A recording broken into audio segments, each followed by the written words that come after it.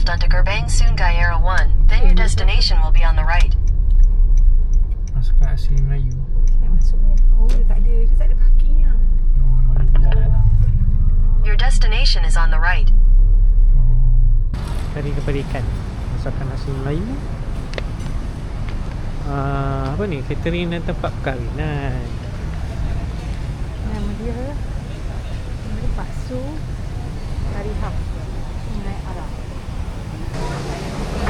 Ikan bawang macam merah. Sambal yang Dia macam nasi kandar. dia Macam nasi kandar.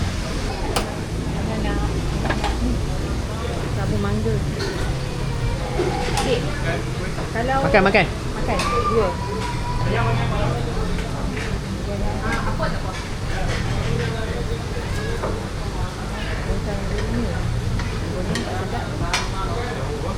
Apa special kat tu? Special kepala ikan. Kepala ikan? Ya, Satu pinggan ke kalau satu pinggan? kepala sedang dia RM55. Kalau kepala sedang dia RM5. Oh, besar RM55? Enak kan?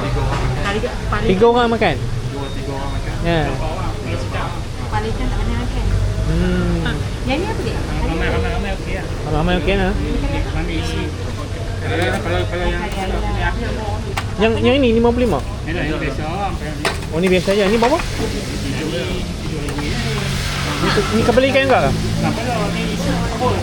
Perut. Isi lah, isi.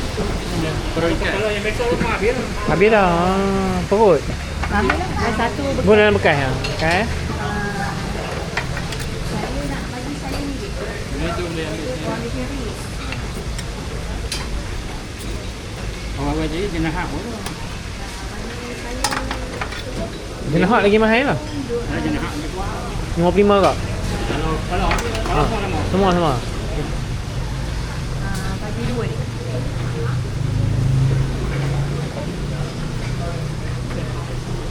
Special dia kari kepala. Saya nak yang goreng. Ini bubur dalam tengah kat dia.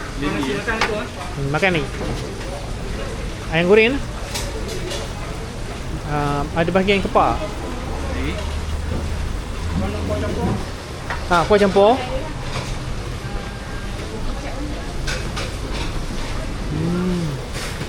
Ni sup apa ni? Daging. Sup daging. Nak rasa ayam dulu kalau nak kan nak ambil ayam. Pada hari kan. Oh ni kuah campur nak. Dek, bubur sikit kuah ni. Sikit je. Kat dia macam nasi kandar. Campur.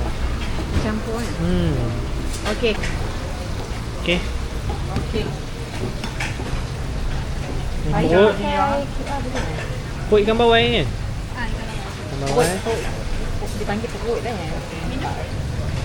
TO panas kosong. Tak mau gula. Air suam lah. 20. Esok tu teh panas kosong. Minum. Kalau hari Sabtu Ahad sampai pukul apa buka? Sabtu buka Ahad. Ahad tu. Wah, hari tu. Sebelah.